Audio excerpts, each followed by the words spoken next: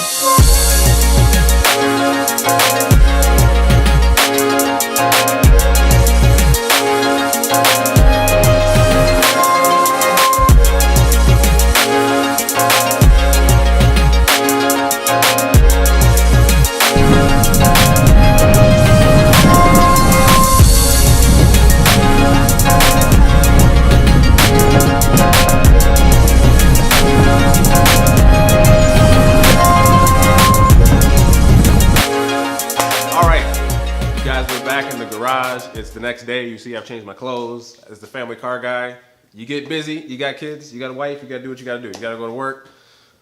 So unfortunately this video took a little bit longer than I planned, but here we are. So in the background you see I've got my C5 Corvette. It's a little different than probably maybe some people expected. Maybe some people thought it was an actual real live C5 Corvette, but here we go. It is a Power Wheels Corvette. Now, here's the thing about the C5R. The real life C5R probably would have been the fastest Corvette at the YouTube call out this year. I think it's next month that they're talking about with Streetspeed717 and the rest of those guys.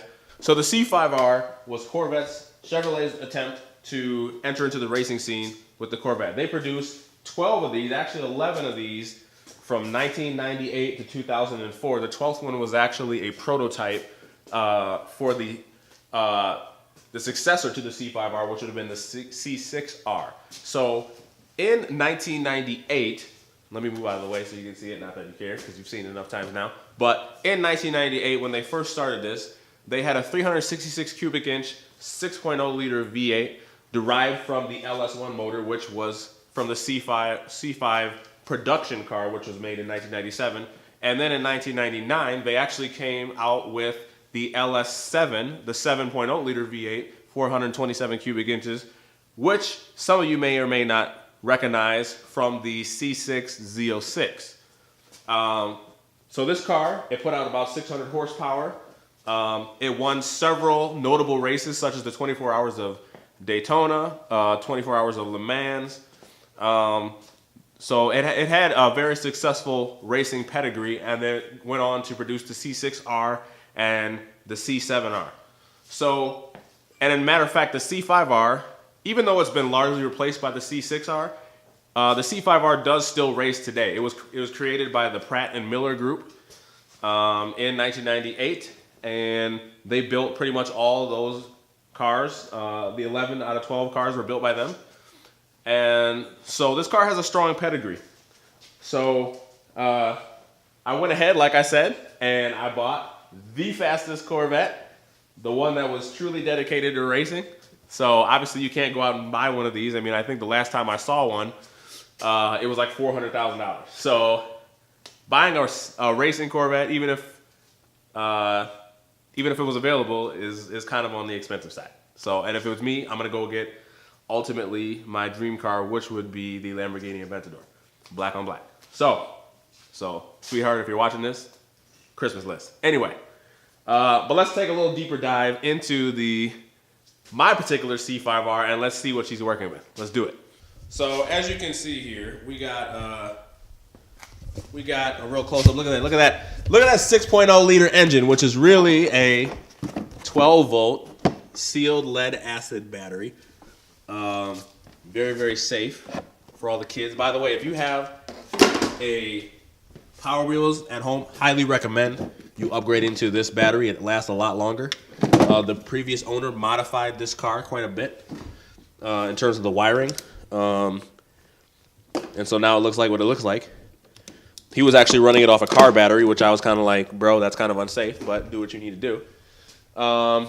Real working headlights.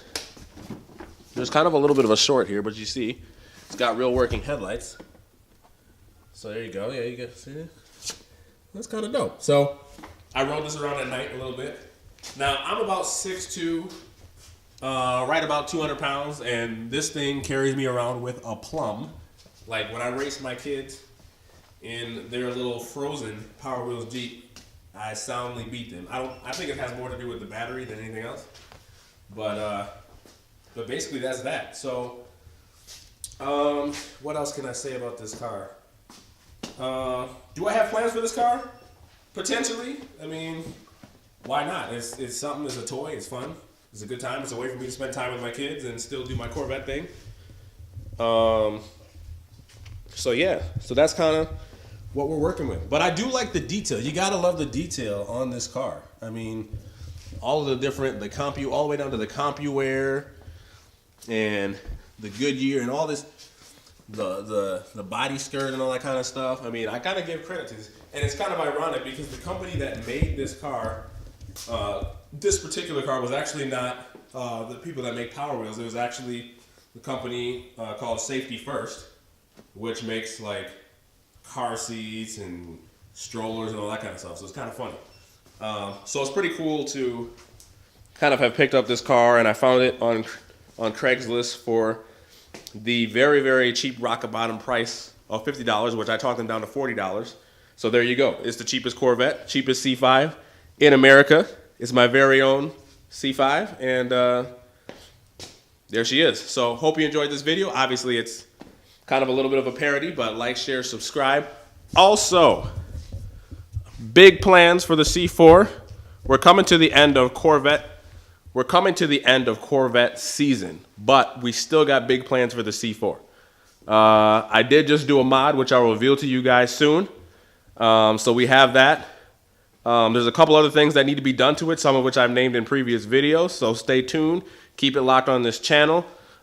Please, and I want to hear from you guys. What kind of content do you guys want to see? Obviously, I've kind of been on my soapbox about how the C4 is kind of going through a little bit of a resurrection. Much appreciation to a lot of, I've got a few, right now I have like 20 subscribers, so I'm not going to sit here and act like I'm out here killing it. But I would say that the people that have subscribed and the people that have left comments, thank you so much from the bottom of my heart, for real. Like, it means a lot to hear from the actual C4 community, whether you're young, you're old, you're whatever, wherever you are, whatever your story is related to the C4, however many C4s you've had in the past or you currently have. Like, I seriously appreciate it. Even though I really love my C4 and I feel like I'm relatively knowledgeable about them, there's a ton that I need to learn. There's a ton of things that I need to figure out on my own C4 and hopefully do it in an economical way. I'm trying to do this while obviously having 3 young kids and having a wife and having other responsibilities to support. So whatever you guys, whatever ideas, whatever feedback you guys have, I would greatly appreciate it. Once again, thank you for watching. Like, share, subscribe, and have a blessed day. Peace out.